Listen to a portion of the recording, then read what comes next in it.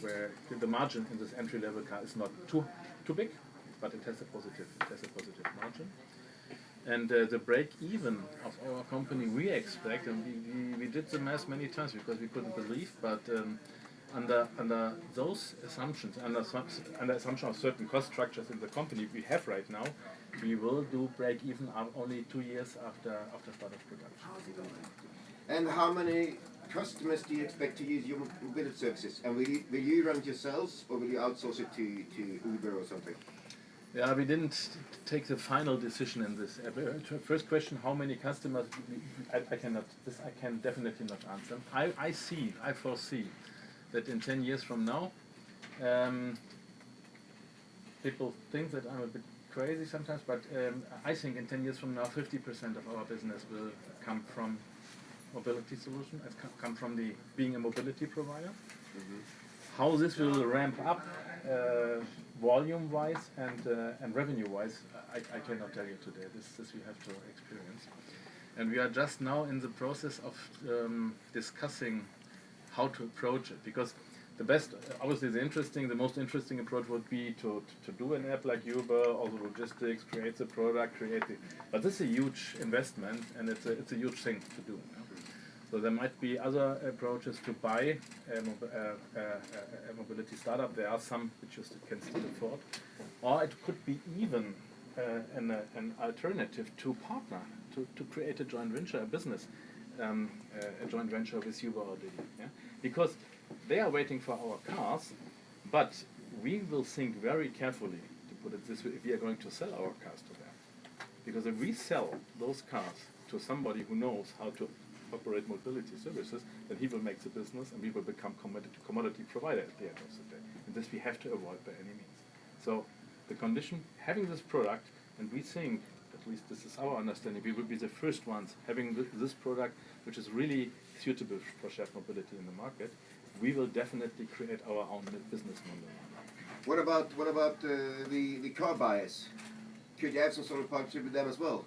For instance, you sell the car for half price, mm-hmm. and then you get to use it for, like, let's say, 20 hours a week or whatever. Yeah.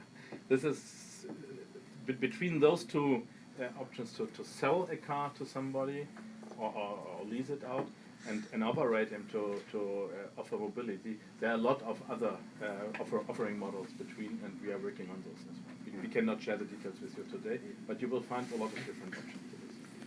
What about, sorry? Is it possible that you might be able to buy a car for, let's say, $20,000 US? Is that a possible scenario, that you offer cars for $20,000? For $20,000. And then you get to use it for mobility services. This might be an approach we can think about. We will, for the foreseeable time, no one will be able to sell an electric car, at least a premium car with this range, in $20,000. This is just from a cost perspective, not suitable today. In a different usage model where you say you don't sell it, yeah, but you own it to some degree, let's say. Yeah. This kind of models obviously are possible. And how much revenue do you expect from personal data? That's a good point. So I cannot give you a figure. My projection for 10 years from now is it will be more than 50% coming out mobility, and from the remaining part, the data part, the functional part, will be at least half of it. Half of half. Yes. And what about autonomous driving? In Shanghai, you were stating that Aurora is developing currently the autonomous driving hardware and software for you, but it's coming later than the M-Byte. It's coming with K-Byte maybe in 2021. So how is it with the M-Byte? The hardware will be there, and then you will, after 2 years, you will do the software update, and the M-Byte will be autonomous, or how will it work? The car will go to the market with a level 3 system. Level 3 system will be equipped with sensors and software for level 3. We have the package protection and the protection from the, let's say, the electronic architecture to upgrade the sensors to what you would need for a level 4 system. So technically, there's a way forward. It will not just be a software update, because it doesn't make sense to at all. The sensors are not available right now to some degree, and it wouldn't, if they were, it doesn't make sense to put all this expensive technology in a level 3 driving car. So it can be upgraded, yes, but then you have to do some hardware changes and obviously a software update. And the business model behind it, this one is still in construction. What exactly are we going to offer? It sounds a little bit that you have the first Android phone and Android software, and a few years ahead, Yes. it doesn't matter who sells the phones, but you have the Android software, Yes. and you have the power that you can sell that access for that Android software that Disney is in your doors and ask how much they have to pay, that they can put their own content, and as a family guy, all those things, how I can get quiet in the seats, and you can give the access to bring all those needed content, and We will be the gatekeeper. Yeah. But again, this is not invented by us. So to be fair, those guys invented it. We are the gatekeeper of this platform. Yeah. This means whoever want to, we can bring something in. We can create content, sell it to our customers. But whoever from outside want to sell something, do business with our customers, has to go through the gate. And we are the gatekeeper, and we can out of this position we can make businesses. But like Apple is doing, the App Store, they earn with every app which is downloaded by whoever customer in the world, they earn a certain percentage. It's small, but it's all about the volume. What about the batteries? Are you confident that you can get enough batteries by the time you're really producing a lot? Because even Tesla has problems these days. Yes. And what kind of battery technology have you built into the car? Are they cylindrical, pouches, and are there a heating and a cooling system? So a technical question first. Our supplier is CATL in China, and we are using predefined modules right now, having prismatic cells in them. The reason is that we didn't develop something by our own. First of all, we want to go to market fast, and I don't want to put money, and I don't want to invest in battery technology in electric powertrains. This is commodity in the future. So we can take this, and if you use those models, we can package 95 kilowatt hours, which gives you 520 kilometers of range. From my understanding, this is more than enough, at least under the precondition that charging infrastructure will develop. So this is basic, if you want, basic technology. Yes, it has a cooling system, obviously. But your first question, this is a really, really interesting one. Not many people think about it. If you put together, sum up all the volume projections car manufacturers have for electric cars in 2020, the new ones like us and the traditional ones, you will easily find that there's not enough battery capacity worldwide, by far not enough battery capacity installed to serve it. Now, they are all investing, CATL, they are investing like crazy to ramp up, but this still might be a bit difficult. So we might see a short of supply in the battery cell market around 19 or 20, which will be sorted out then after some years, but something like this might happen. Now, we are in a very, let's say, lucky condition in this aspect. Our partner is CATL in China. I don't know if you know the contemporary Ambrex technology. And recently two things happened which have been very much favor for us. First of all, FAW, First Auto Works in China, invested in our company. They are our strategic partner now. A company owned by the Chinese government. This basically means the Chinese government invested in our company. And those guys have a very, very strong supply chain power in the whole market for batteries as well. And as a consequence, but not only as a consequence of this one, CATL itself invested in our company as well. Don't know if you realize this. In B round, we just finished now at 500 million. CATL became an investor in Byton. And the reason is, this is not so much about volume. They can sell enough volume. Everybody wants to have the batteries. They are searching for a partner where they can drive battery development technology to the future.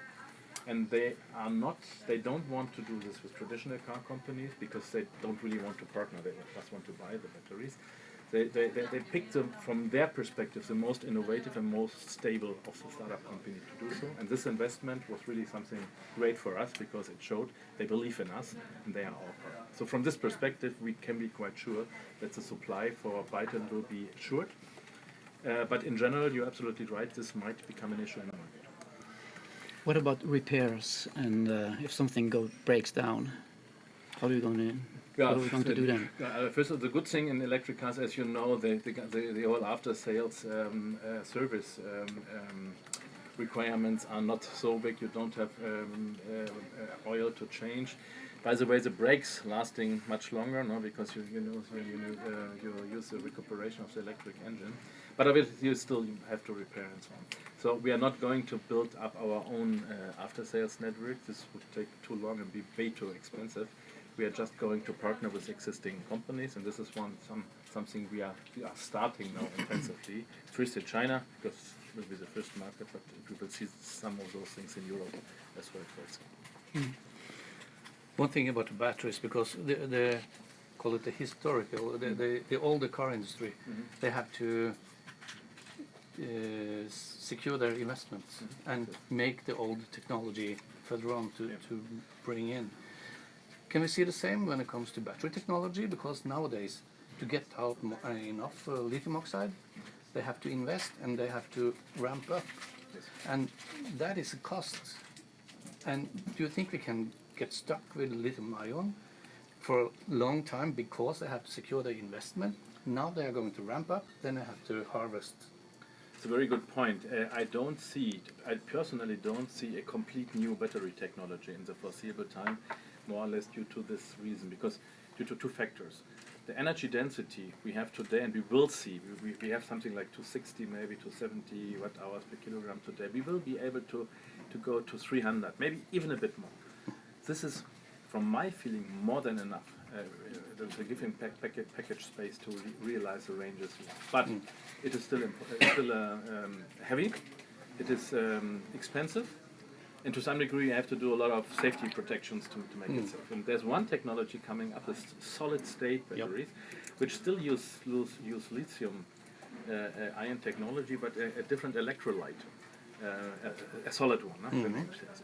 And this one, I'm quite sure, will develop, just due to the reason that it will be lighter, much cheaper, and much safer, if you compare it with the same energy density and the same energy content. This one will happen. Now there are some technical challenges to overcome. There are some companies telling in 1.5 years going to production. I think, from my understanding, this is nonsense. Others say it will last for another 20 years. This is wrong as well, from my feeling. What I'm seeing, I'm not the battery specialist, but from my interpretation, what I'm seeing and hearing, we might see in 5 years from now first in the industrial applications of this technology. There's quite a few EV startups around, big promises. Is there room for all of them? What sets you apart there? Definitely not.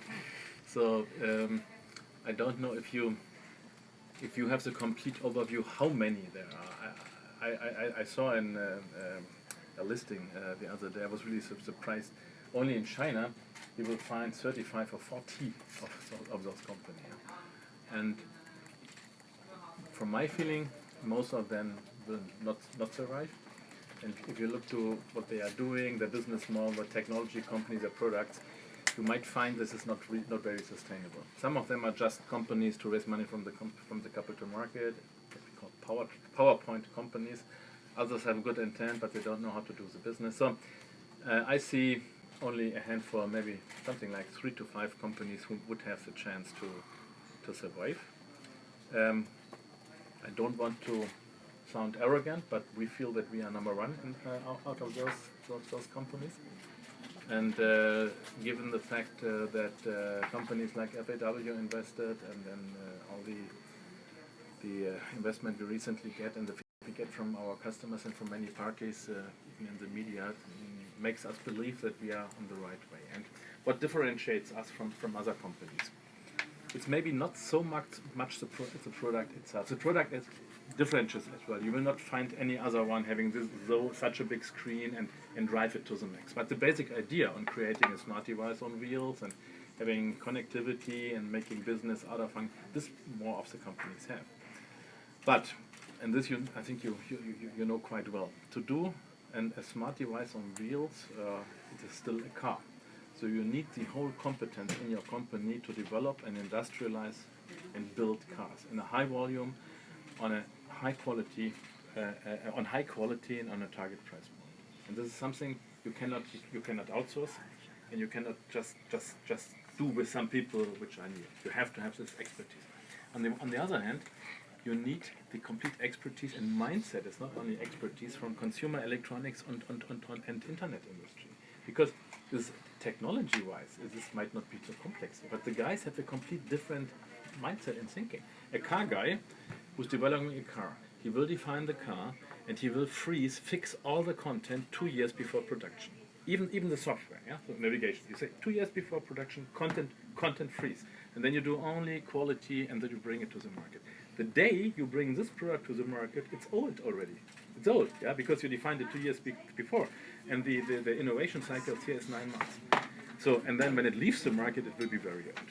What are those guys doing here? They concentrate on having a hardware and an operating system and kind of basic content they are going to deliver. And then the first thing what a customer does who buys something like this, he's doing update, downloads the newest version, that all the content and functionality is up to date. And then he's doing it every, 4 weeks, 6 weeks, 8 weeks. Everybody's waiting for iOS, I don't know what we have now, 11.4 point whatever, huh? Because it will bring some new functionality, it will update it will correct some mistakes and errors as well. And this is the business model we need. So our car, you will buy our car. The car, when you buy it, will be what we call a minimum viable product. So you get a hardware part and it will have some functionality on it, you will feel happy with. But the first thing you will do when you hand it over, you push update. And you will download the newest software version we have at that day. And your car will be up to date from a functionality side on that day. And then you might choose to update it every 4 or 6 weeks. You might have to buy the service, maybe it's not for free. This is all business model, yeah? But we will have exactly this. And to make something like this happen, you cannot do with car people. Because car people think in a different way. They think in those 7 years, the cycles. You have to create a culture in your company of being a consumer electronics and or software company. On the other hand, having the ability to design hardware in cars. And this combination of the skills and this kind of mindset, to bring this together in a strong team, differentiates us very much from other companies. Apple tried to do cars. They are very good on one side, but they underestimated the car part. The traditional companies are very good in doing the car part. They cannot do the other part. And you might not find another company out there where you have those two sides combined under a new mindset and culture in that strong way. But I get the car part, but to be fair, isn't that what every startup is saying, a smartphone on wheels? Yes, but it's about it's not only about definition what you want to do. At the end of the day, it's about execution. And I don't like to comment on others too much because I don't want to do speculation. Just look to what they promised and what they delivered. I'm an engineer, so I'm used to look to facts. No? And if you look to our business plan, when we created the company 2 years ago, we created a business plan, we showed them to investors, and it was not so sexy at the beginning, to be honest. In the early days, everybody told us your plan is not sexy because we told them 300,000 units over 4 years might be still a challenge, will cost a lot of money, more than $1 billion to make this happen just for development. Risk in it, because if you do something wrong, yeah, then it will blow up. The others, 2 years ago, were telling about 2 million cars in the first year. We are going to revolutionize the whole market. Yeah? 4 factories at the same time in different parts of the world, 2 brands, and blah, blah, blah, blah. But now, if you look from today's perspective, and this is the reason why everybody wanted to invest now in our Byton, our business plan is still exactly the same. And people feel, oh, it seems to be, it hasn't been maybe so sexy in the beginning, but it's realistic. The others had all to correct that plan. So do you have the money to do this? Definitely. We just raised 500 million now in the B round. We raised 300 million last year in pre-A and A round. So this is 800 million just for development. Euros? Sorry? Euros? Euros, yeah, no, US dollar. On the other hand, the plant has not to be paid out of this money. We have a joint venture with Nanjing government. We get 80% of the plant is financed by subsidies and by guaranteed bank loans there. And we are going to have another funding round beginning of next year, C round, and this next funding round will bring us to production. Gentlemen, one last question, please. What about the factory? Yeah. You've given us a picture of a huge factory. Where is it? In Nanjing. Yeah. So it's under construction right now. The first part is done. It's what we call the trial shop. Yeah. It is more than a trial shop, to be honest. If you whenever you come over to China, you should have a look at it. It's huge. But this is a prototype lines. We can build cars. We can build huge numbers of prototypes, but not out of the final production process, but out of the prototype process, which is very much manual. We, I think, rammed 75,000 piles into the ground now to be as a foundation for the buildings. For the rest of the buildings, they will be done until Q4 of this year. We ordered paint shop, press shop, all the welding equipment. So it will be, the machinery will be installed by end of the year.